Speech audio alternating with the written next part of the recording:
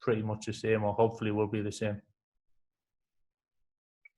It's like, because the last game at Old Trafford, the atmosphere was probably one of the unbelievable atmosphere, wasn't it, against City? I suppose that does show the difference that a crowd can make, which is suddenly is out of the equation for when we come back.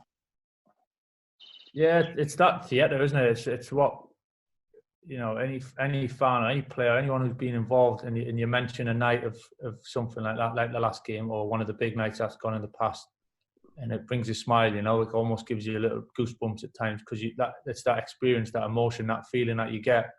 And unfortunately, you might not quite get that in when there's no one else really watching, and it's just the players on the pitch and a few around the edges. So that's a shame. It's where we are, you know. It's what we've got to deal with, and it's something that I have to say the boys dealt with ever so well when we did play that game behind closed doors. The front, they applied themselves ever so well, because you're never sure how it's going to go, and mentally it's a challenge to then, when the juices aren't quite flowing at times, because you feed off what the lads are used to. You're feeding off the occasion and what that brings. And sometimes, you know, you go into games and it doesn't quite, and you've got mentally, you've got to get yourself in the place. So that's going to be the challenge. They've done it well for the last game, but I think that's going to be the challenge for everyone to adapt. And who does that best will obviously come out on top.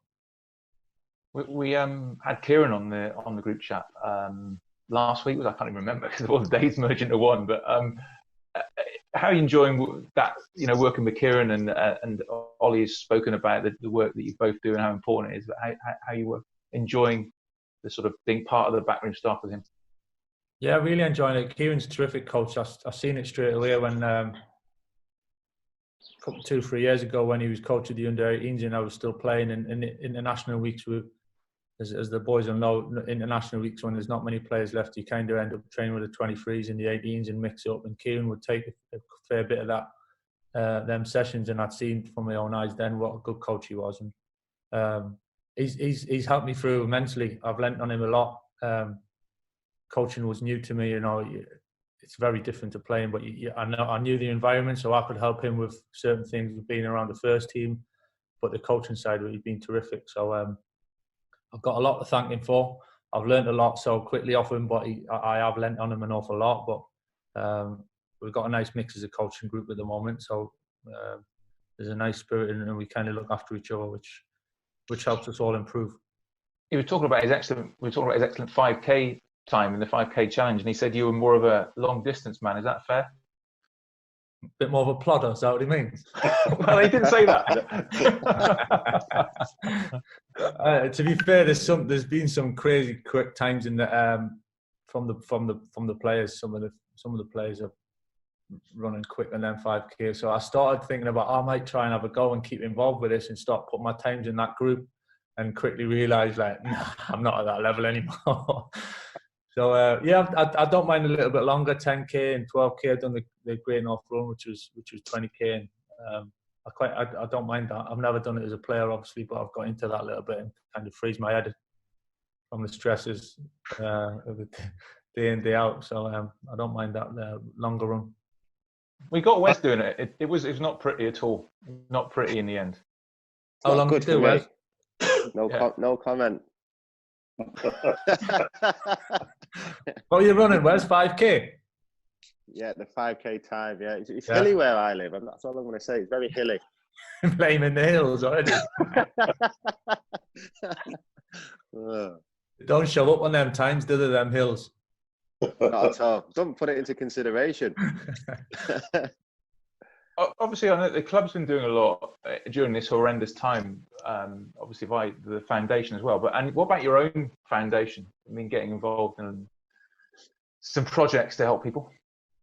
Yeah, it's been a challenge, the same, because a lot of the projects which we team up with Man United Foundation to put on the street reds, Carrick street reds in Stretford, but obviously, you know, that project can't run as it's set out to run. So there's been challenges to adapt.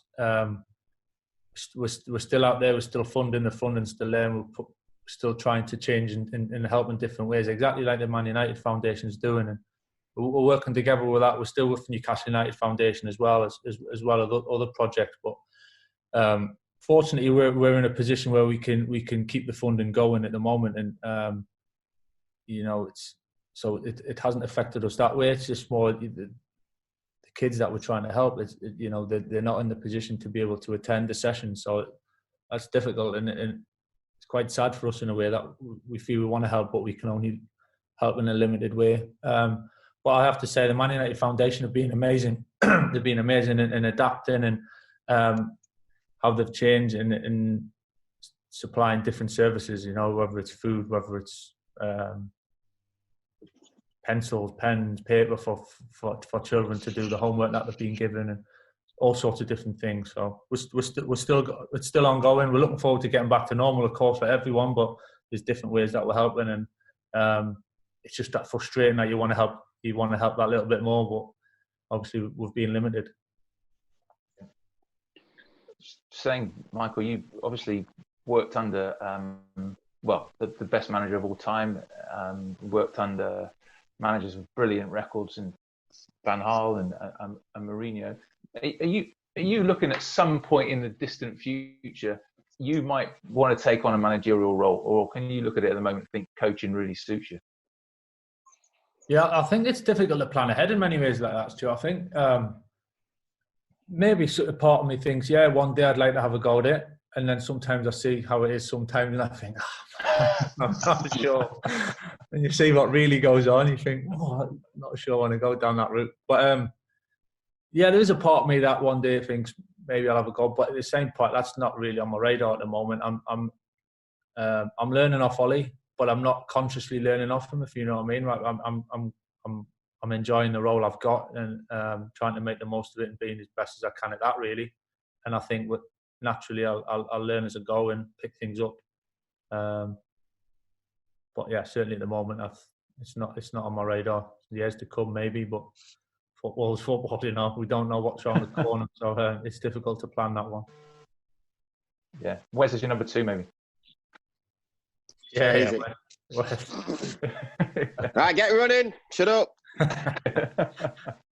You won't be joining in training if Wes, though. You'll have to be the floater because you'll just be taking people out. Them days are gone, mate.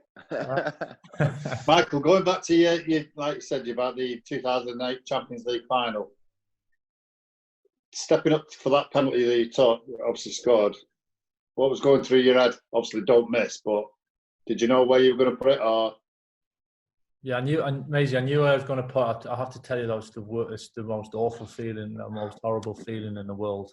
I don't, unless you're like the ultra confident, super arrogant, pure self-belief, I don't think you can enjoy that situation, really. It's so much to lose. You're thinking about so much to lose in the back of your mind.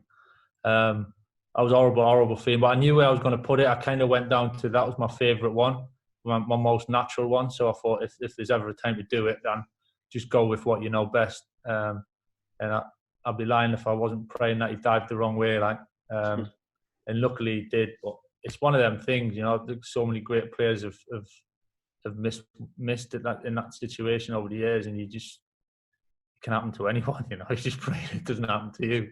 Thankfully, Ronaldo missed straight after you, didn't he? Yeah, that's what I mean.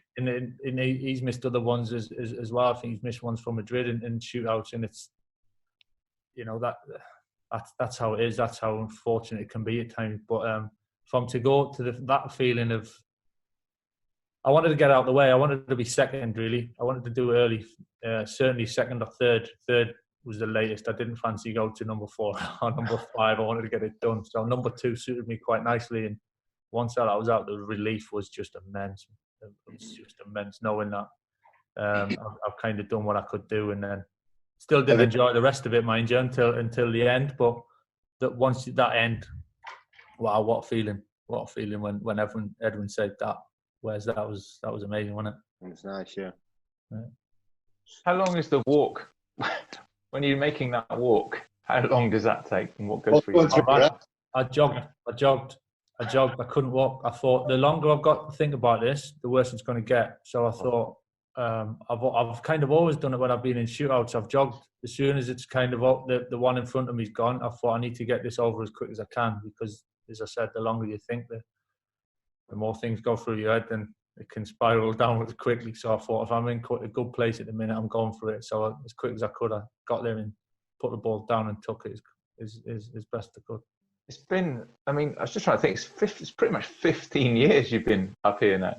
15 years, so many highs, not very many lows, but you look at it now, do you look at it and think, yeah, we are right on our way back, if you like, to where we want to be? There's certainly a feeling amongst the players, amongst us, the staff. I think in and around the club, that seems to be a really good feeling building. Not getting ahead of it because we haven't achieved anything yet by any stretch. So not getting carried away, but there's certainly a nice connection around the place, and I think we're trying to do things in the right way. You know, I think the way Ollie's came in and he's doing everything for the good of the club, for the good of, and not the good of the club as in inside the club. He's talking about the club of the whole club, the fans, everyone, that and what kind of it means in the connection with everyone. And I think that's quite powerful as it builds in time. And I think that gets you through tough patches as well, which at times we've had to deal with. But if you're doing it for the right reasons and you mean it well, and you see there's progression and everyone realises that you're doing it for the right reasons, then hopefully that means more. And yeah, hopefully we can carry on as on the progression and that curve that we have been on. And but yeah, I do feel, as I felt all along, to be honest, even when we've had them runs and over the last year or so, and they haven't been easy to deal with, but at the same point I've always thought we'll be all right, you know, we'll be all right, and time will tell if that pans out. But at the moment I'm quite excited with what's ahead. Listen, mate, thanks so much for joining us. We really appreciate your time, and hope everything goes well, continues to go well. Thanks very much for joining us. Cheers, thanks, mate. Nice, Karen. Cheers, pal. Yeah, great to have Michael Carrick with us on the group chat. All right, so that's it from us.